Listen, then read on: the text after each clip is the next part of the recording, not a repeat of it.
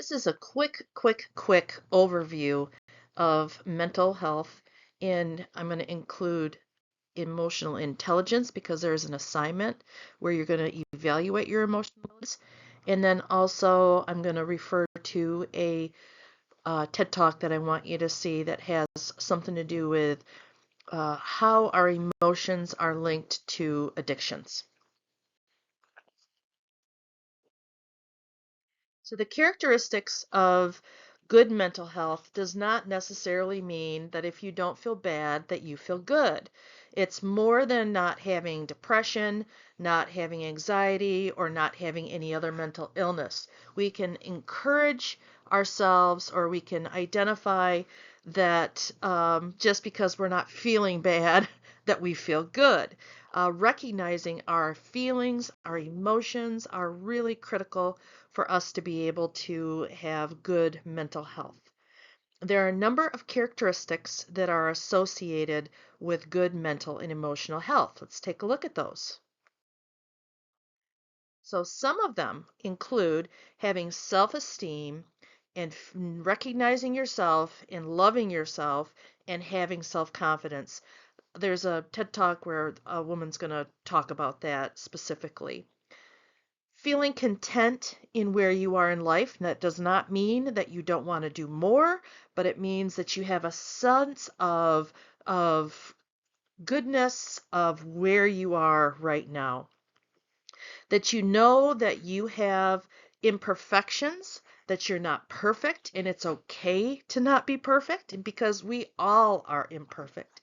And we can recognize that the mistakes or the imperfections in others does not make them less of a person to love or less of a good person, right? Um, Altruism. That means that you have a concern for the welfare of others. It is a traditional value in a number of religious traditions, but it doesn't necessarily have to be in a religious perspective. Altruism is the opposite of selfishness. So it's not just thinking about yourself, it's about thinking also of how what you do influences and impacts others. Feeling that you have a zest for life, ability to laugh, ability to have fun, the ability to deal with stress and come back with bounce back from adversity, having a sense of meaning and purposefulness in your life, and that has to do with the spiritual dimension of wellness, the flexibility of learning new things, a balance between work and play. You can build relationships and have that confidence to open yourself up and be vulnerable in relationships. Other desirable characteristics would include being able to ask for help. Can you ask for help and rely on others? We tend as a society to not want to ask for help, and we believe for some reason that it's a weakness, but it's not. We all need each other, and we all grow from helping and assisting each other. Not being overwhelmed by emotions means, that's my dog, means that you are recognizing what your emotions are. And when we recognize them, we don't carry them over and over and over, but we acknowledge them and then we can work through them. So, say you had a recent breakup or a loss, realizing how you feel will allow you to be able to work through it.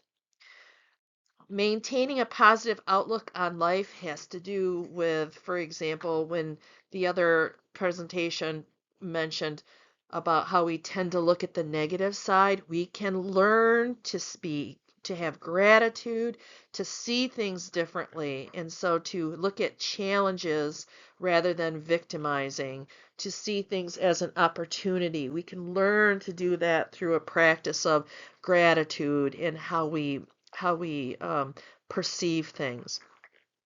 Intimacy and fear of commitment Intimacy, we often think about just sexual relationships, but it's not. Intimacy is being able to share personal, private information and knowing that somebody is going to hold it.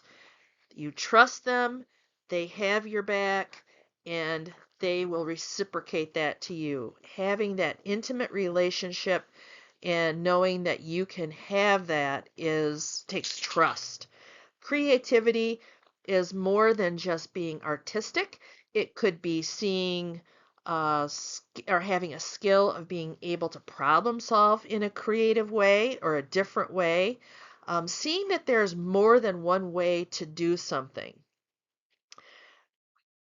Taking reasonable risks. We have to take chances to be able to grow, but reasonable risks mean that you don't just do a lot of risky behaviors, hoping that everything's going to be okay. Putting yourself out there and running for um, a position, that's risky because you might not get that position. But if you don't try, you can't grow. So reasonable risks are necessary for us to be able to grow as human beings. Being able to respond to challenge in a way that uh, is resilient, that we can move forward and learn and not be a victim, but you can bounce back from adversity. Maybe we can take a look at that a little bit more later. But there are survivors of storms, for example, a tornado, that have been able to bounce back and rebuild and be able to move forward. That is bouncing back from adversity. And also having supportive relationships. Where do you find your connections with folks? Is it a church, a student organization, your roommates, a significant other, whatever it might be? Having supportive relationships is critical. So I want to bring in that idea of emotional intelligence, which is being able to allow for emotional understanding and management. Can we handle our emotions and feelings? Can we recognize our feelings? Can we put a name to it? Can we connect? So when somebody says, "How are you?" we tend to say, "Oh, I'm fine. I'm good." But that's not really telling somebody how you're feeling.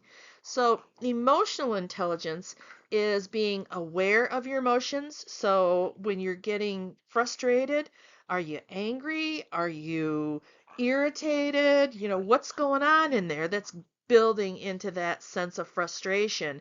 Because if you can recognize that, then you can manage and self-regulate that impulse instead of lashing out and yelling at somebody or scolding somebody or telling somebody that they're problem and there being a problem, you can respond appropriately and identify how to manage that circumstance better.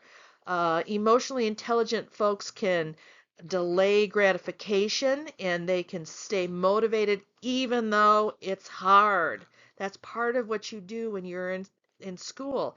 You might not like that assignment, but you keep going. You keep going even though you've had struggle.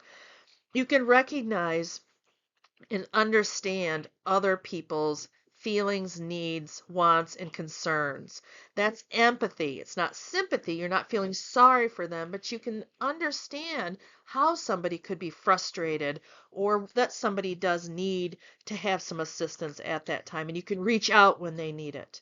And also be able to negotiate and manage how you respond to others' emotions and help to calm them or to reassure them or help to negotiate how things can be improved. That's emotional intelligence, and that's part of what is necessary to build to be able to have good mental health and good relationships. And finally, I'm going to ask you to watch another TEDx about, this one's a little bit long, but it's learning about the importance of knowing your emotions, your feelings, becoming a better friend, and learning to be more connected to yourself primarily and then ultimately to others. And I hope you enjoy this one.